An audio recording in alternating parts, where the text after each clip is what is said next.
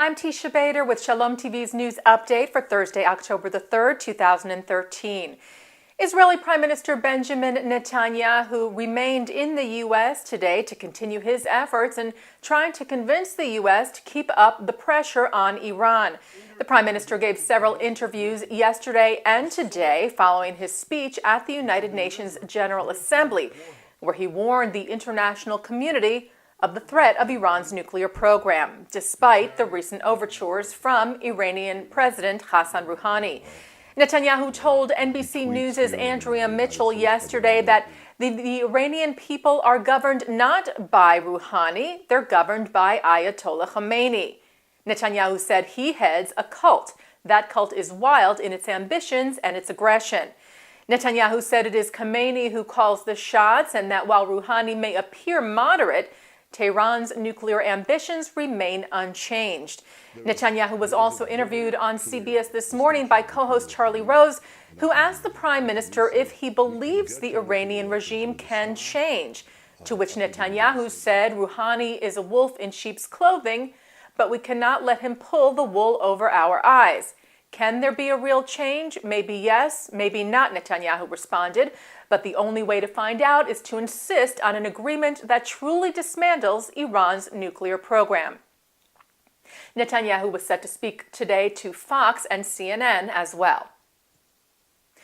And Reuters reports that U.S. Secretary of State John Kerry said today that the U.S. hopes to engage with the new Iranian administration, but that any advances must be based on concrete steps by Iran to give up its nuclear weapons program. Kerry told a news conference in Tokyo that if Iran in fact intends to be peaceful, he said, "I believe there is a way to get there." Kerry is in Tokyo for a meeting of the two countries' defense and foreign ministers. Addressing concerns from Israel about Iran and the U.S. possibly engaging in talks, Kerry said that Israel's security remains paramount.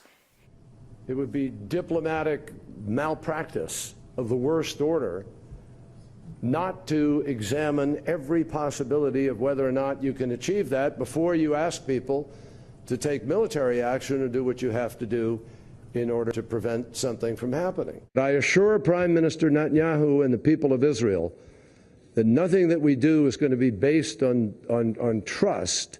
Meanwhile, Iran's Revolutionary Guard said that they were investigating the death of an official in the Guard who was found shot dead earlier this week.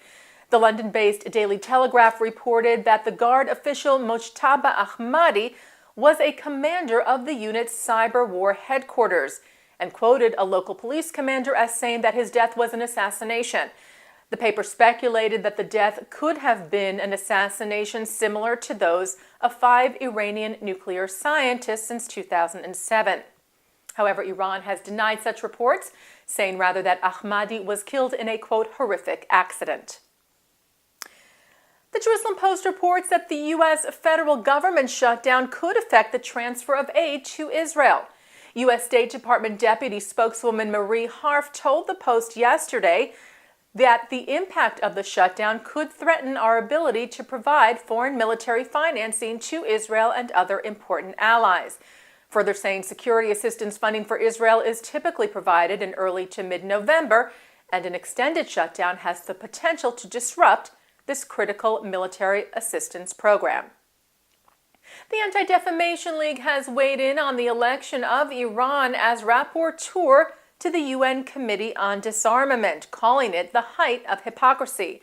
As we reported to you yesterday, Iran was elected to be rapporteur for the UN's first committee, which is responsible for disarmament, global challenges, and threats to peace that affect the international community and seeks out solutions to the challenges in the international security regime. ADL National Chair Barry Curtis Lusher and ADL National Director Abe Foxman said Iran's appointment to a leadership role in a body charged with disarmament and counteracting threats to peace is simply unbelievable. They said the Iranian regime is the greatest global challenge to the international community and that their election only serves to further undermine the UN's credibility.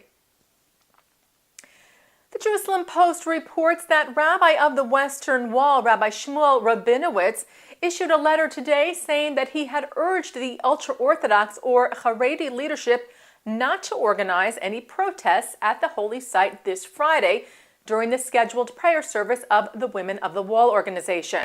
For the last two services held by the group, which fights for equal rights for women to pray and worship freely at the wall, the United Torah Judaism Party had arranged for thousands of ultra-Orthodox girls to get to the wall and totally fill the women's section there, preventing the Women of the Wall group from praying there. The Jerusalem Post said its understanding was that a decision was already made earlier this week within the United Torah Judaism Party that they would not organize such a demonstration this Friday. Rabinowitz's office released a statement today saying that Rabbi of the Western Wall, Shmuel Rabinowitz, appealed to the rabbis and Haredi leadership not to hold a mass demonstration in light of the heightened security at the Temple Mount, and especially in light of the recommendations of the Committee of the Prime Minister's Office, which is expected to give its opinion in the coming days, referring to a government committee which is reviewing options for non-Orthodox prayer at the Western Wall. The Parliamentary Assembly of the Council of Europe passed a resolution earlier this week calling the male ritual circumcision of boys a violation of the physical integrity of children, and ruled it forbidden unless the boy is over the age of 15 and gives his consent. Male circumcision for religious purposes has been under attack recently across Europe, and while the parliamentary resolution is non-binding, Jewish groups are concerned about future threats to religious freedom. And European organizations are also concerned that the move will be perceived as a professional recommendation by the most important body in the continent on democracy and human rights issues, which may lead to a wave of legislation banning circumcision across Europe. President of the Conference of European Rabbis, Rabbi Pinchas Goldschmidt, told Ynet that in the short time since the resolution was passed, he and his colleagues had managed to appeal to many of the council members on the issue, and that these members plan to demand a new debate which will consider allowing male circumcision. He said the war against circumcision and ritual slaughter conceals the new anti-Semitism, which is a violation of the freedom of religion all EU countries have signed. He added, although this is not a binding resolution, it encourages the dark forces which seek to see Europe clean of Jews. French news agency AFP reports that the family of Władysław Szpilman, who inspired Roman Polanski's Oscar-winning film The Pianist, have lost a defamation case against Szpilman. Szpilman's widow and son brought the case to a court in Warsaw against author Agata Tuszynka and her publisher, in response to certain quotes used by Polish Jewish singer Wiera Gran in a recent biography of her life written by Tuszynka. Gran's quotes accused Szpilman of being part of the Jewish police in the Warsaw Ghetto and of collaborating with the Nazis. Warsaw Ghetto survivors who knew Szpilman testified during the defamation trial, as did former Foreign Minister Władysław Bartoszewski, who helped Jews during World War II. They all rejected Gran's claims, and Gran herself was also suspected in the past of being a Nazi collaborator. However, the judge in the case ruled that a biographer has the right to quote various opinions. The Szpilman's family lawyer said his clients plan to appeal. And tonight on Shalom TV, you can watch the Generals Forum at the Jerusalem Post Conference at 8 p.m., and then at 9 p.m. on L'Chaim, author Larry Ruttman joins Mark Golub to talk about his new book on Jews in baseball. That's tonight on Shalom TV and ShalomTV.com. And that's Shalom TV's news update for Thursday, October the 3rd, 2013. I'm Teisha Bader.